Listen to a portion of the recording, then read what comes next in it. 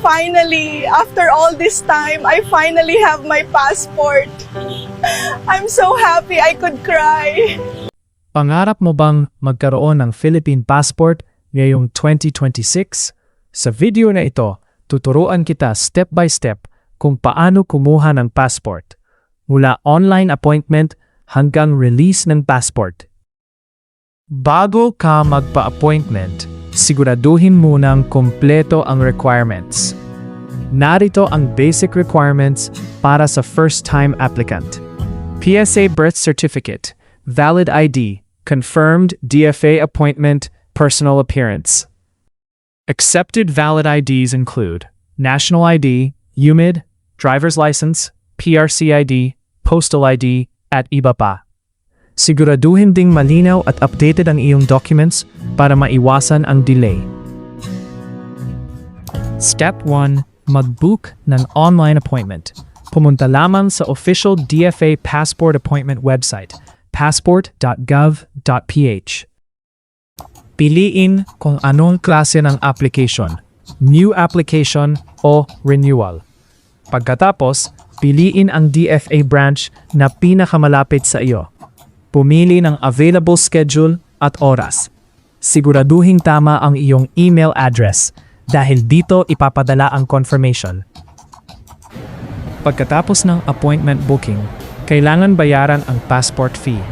Regular processing, 950 pesos. Expedite processing, 1,200 pesos. Maaaring magbayad gamit ang GCash, Maya, Bayad Center, 7-Eleven o online banking. Huwag kalimutang i-save ang receipt at appointment confirmation. Bago pumunta sa DFA office, ihanda ang lahat ng original at photocopy ng iyong requirements. Mas mabuting ilagay ito sa isang clear envelope o folder para organized. Magdala rin ng ballpen at extra photocopies. Sa araw ng appointment, pumunta ng mas maaga sa DFA office. Dalhin ang appointment confirmation, receipt, valid ID at lahat ng requirements. Siguraduhin maayos ang pananamit. Tips: no slippers, no incomplete documents. Be early. Pagkatapos ng verification, tatawagin ka para sa biometrics. Kasama rito ang fingerprint scanning, digital signature, at passport photo. Tanggalin ang accessories tulad ng cap at malaking hikaw.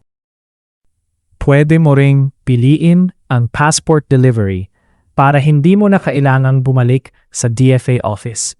Siguraduhin lamang na tama ang iyong delivery address. Pagkatapos ng processing period, makukuha mo na ang iyong bagong passport. Regular, 12 to 15 working days. Expedite, 7 to 10 working days. Double-check agad ang iyong personal information bago umalis. Narito ang importanteng paalala. Tips: avoid fixers. Use official DFA website only.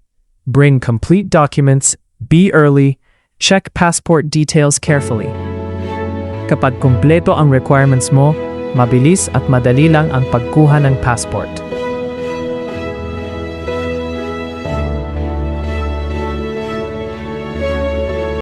Hopefully this helped with your passport renewal. Don't forget to click the subscribe button right now so you don't miss the next update.